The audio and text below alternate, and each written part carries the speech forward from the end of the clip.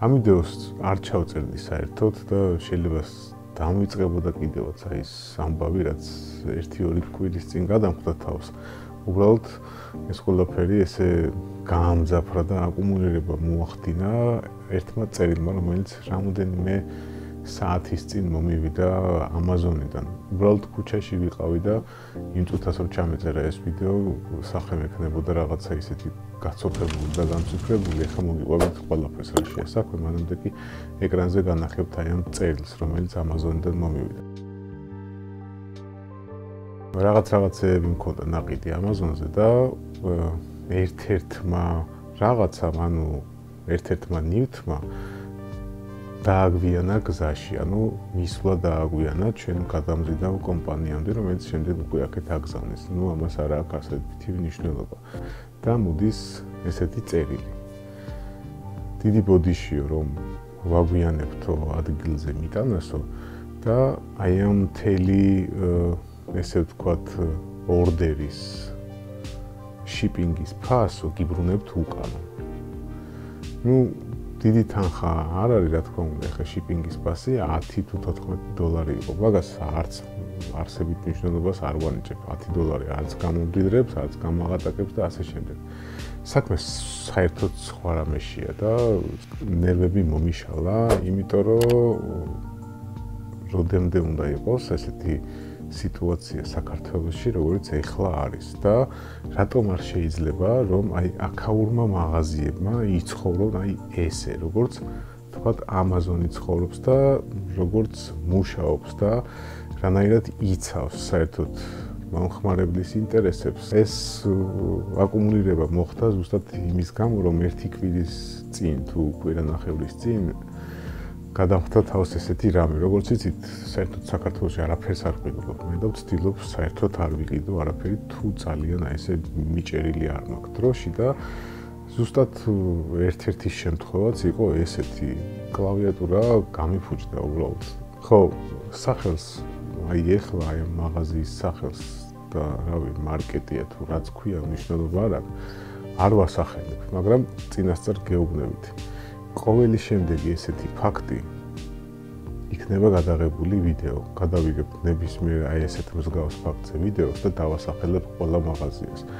დავასახელებ ყველა იმ მაღაზიის სახელს და შეძლების დაგვარად დავასახელებ იმ გამყიდველსაც და ზუსტად აღწერ ყველა ფაქტს, რა მოხდა, როგორ მოხდა და რომელ მაღაზიაში მოხდა.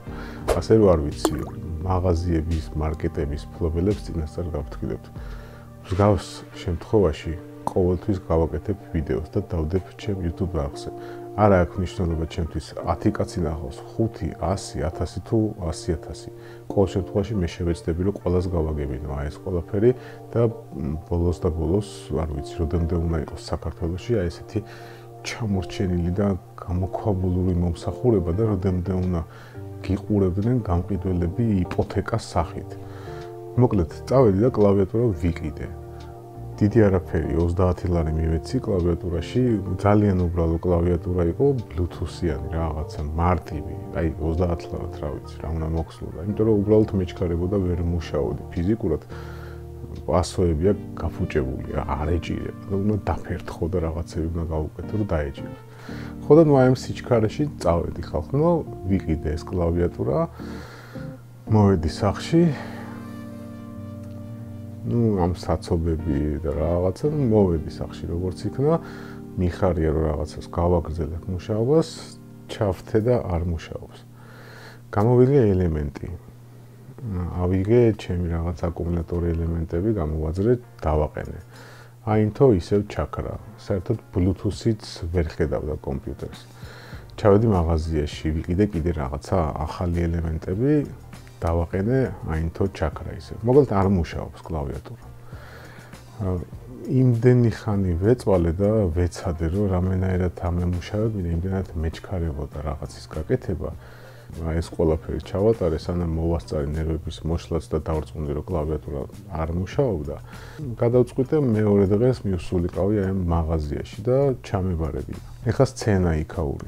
მივედი, მიუტანე ჩეკი და ვეუბნები, რომ მინდა ამ კლავიატურის დაბრუნება. ეხლა კითხვა იქიდან.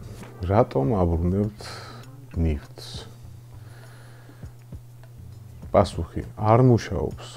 ძალიან მარტივი პასუხი უთხარი, ხო? არ მუშაობს მეთქი უბრალოდ. მიყურებს ისე რამოდენიმე წამი, თვალი თვალში გამისწორა და იცით თქვენ ეს კლავიატურა რომ Bluetooth-იანია? კი, ვიცი მეთქი. ანუ ეხა იმის თქმა უნდა რომ გამოყენება არ ვიცოდი თუნდაც კლავიატურის და ტყუილა მოვიტანე დასაბრუნებლად. კი, ვიცი მეთქი უნდა. კარგით, ესეთი, ანუ კიდევ იმაზე გაამახვილა ყურადღება რომ მე მგონი შნურს ეძებდი შენ და იმიტომ აბრუნებ რომ შნური ვერ ნახებ. ნუ ესეც ჩავყლაპე ეხა. იცით რა არისო, ეხა ჩვენ ტექნიკოსს უნდა დაუძახოთო და დავრწმუნდეთო რომ ეს კლავიატურა ნამდვილად არ მუშაობსო. ოკეი, კარგით მეთქი ვეუბნები კიდე. ნუ ყველაფერზე ვეთანხმები, აი ვცდილობ რომ მაქსიმალურად არ გამოვიწვიო რაღაცა ისეთი უსიამოვნო ლაპარაკი და არ შევიდე კონფლიქტში. ჯერ ამოწმა, ნუ ეხა სიმართლე რო ვთქვა, უნდა შეამოწმოს, ხო, დაზიანებული თუ არ მივიტანე, ყველაფერი იგზია, ყუთი ხო არ არის დახეული და რაღაც. წავიდა ეხა ტექნიკოსის მოსაძებნად ჯერ. მოსაყვანად არა, ჯერ მოსაძებნად. ნუ 20 წუთი ალბათ ველოდე. იქ თან უყურებდი, წიოკი იყო, კიდევ ვიღაცა რაღაცა საუბრუნებდა და ერთი ამბავი გამოწევა იყო და ნუ ამ ყველაფრით რაღაცით გავერთე სხვის უბედურებაზე გავერთე, ნუ ეხა უბედურებას ვერ დავარქვი, უსიამოვნებაზე. ნუ უყურებდი, სხვა გზა არ მქონდა, ველოდებოდი და პატარა შოუ იყო. იქ მსგავსი რაღაცა ხდებოდა, იქაც დაბრუნება იყო და მოკლედ წიოკი იყო. მოვიდა ცოტა ხანში ეს გოგო და კიო, თქვენ მართალი ბრძანდებითო ეს კლავიატურა არ მუშაობსო. ხო და ნუ ველოდები ეხა სახეს რა, რომ აი ეხა დაგიბრუნებს და რაღაცა და ცდილობს რომ მაქსიმალურად აი ესე გაწელოს, აი არ ვიცი, მართლა ვერ მივხვდი რა უნდა და სახე ქონდა ისეთი რომ აი პანაშვიძე რომ მიდიან ხოლმე და აი დაყენებული სახეებით რო დგანან, აი ძალიან აი უაზროდ სერიოზული სახეებით, არა და რო იცი რომ ყველაფერი კიდია ვაფშე რა. აი ეგეთი სახი დგას და ეხლა ცდილობს რომ ანუ არ ვიცი, აი რაღაცა კონფლიქტში უნდა შემოსვლა, აი იპოთეკა სახე აქვს, რასაც ქვია.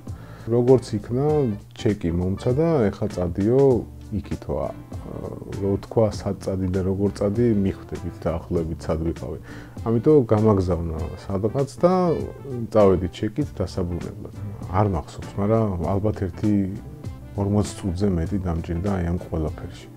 ეხლა ერთი რამ მაინტერესებს.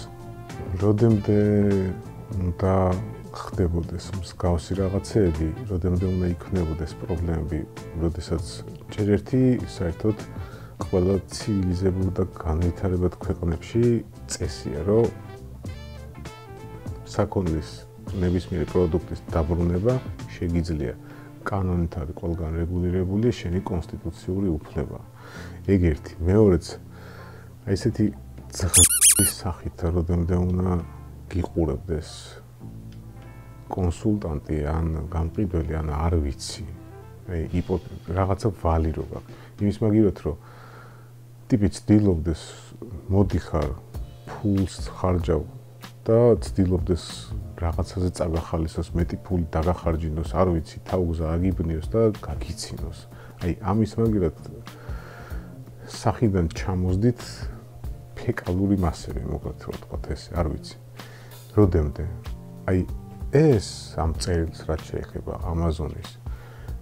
უბრალოდ Amazon-მა დააგვიანა რაღაცა ერთი დღით, თქვათ, ერთი დღე რაღაცა არ არის რაღაც, მაგრამ უკან აბრუნებს ფულს თლიანი, აბსოლუტურად ხუთივე პროდუქტის შიპინგის ფულს გიბრუნებს უკან. აი ამათ კი თავისი გაფუჭებული პროდუქტის უკან დაბრუნებაც კი არ უნდა. მოკლედ არ ვიცი ხალხო, ეს იყო რაღაცა ესეთი პატარა ამბავი, რომელიც მართლა ვერ მოვითმინე ამ წელის შემდეგ და ეს ვიდეო არც ტუტორიალი, არაფერი, არც ვლოგი, კიდათ ვლოგი და აქვით, არ ვიცი, მაგრამ უბრალოდ ერთი რამ მინდა, რომ მოვაწვდინო თქვენამდე. მანამ სანამ თქვენ ეს ყველაფერზე ჩუმდებით და ყველაფერზე ჯერდებით და არ ვიცი ასე შემდეგ. იცოდეთ რომ ეს ხალხი არ გამოსწორდება. არ გამოსწორდება იმიტომ რომ იგივე იდეოლოგიის ყავთ უფროსობა. იგივე იდეოლოგიის არიან თვითონ. ხალხო გაიცინეთ, გაუღვიმეთ მომხმარებელს და თქვენს ინტერესში შედის რომ ცოტა რაღაც პოზიტიურად გამოიყურებოდეთ და არ გქონდეთ სახეზე ესეთი ძღანები ჩამოსული. და მომხმარებელი არის ადამიანი, რომელიც გაცხოვრებს შენ და ფული მოაქვს შენ მაღაზიაში და იმ ფულიდან გიხდიან შენ ხელფას. ამიტომაც ცოტა აქ სადაც გინდათ იქ მოიფხანეთ, ტვინი სად გაქვთ არ ვიცი და სადაც ტვინი გაქვთ იქ მოიფხანეთ და ცოტა დაფიქრდით. ნუ გაქვთ ეგეთი სახეები.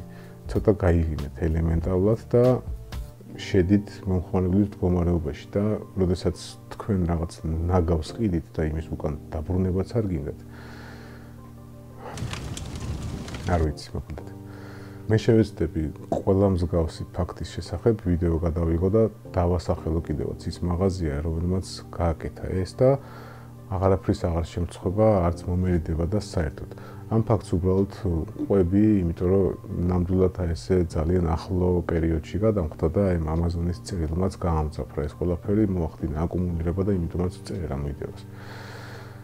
დანარჩენი თქვენი გადასაწყვეტია კომენტარებში მაინტერესებს. დარწმუნებული ვარ, რომ აი ნებისმიერ მნახველს ამ ვიდეოსაც გადამხდარი ექნება თავს მსგავსი ფაქტი და ძალიან მოკლედ მაინტერესებს დამიწეროთ თქვენს შესახებ, რა გადახდა თავს და მიაღწიეთ თუ არა სამართალს, სიმართლეს ჩვენს მაღაზიებში და ველოდებით თქვენ კომენტარებს. დღეისათვის სულ ეს იყო. დროებით. ჩვენ შევხვდებით შემდეგ ვიდეოში და ძალიან არ მინდა რომ შევხვდეთ ისეთ ვიდეოში, რომელიც კიდევ მსგავს რაღაც ფაქტს აღწერს.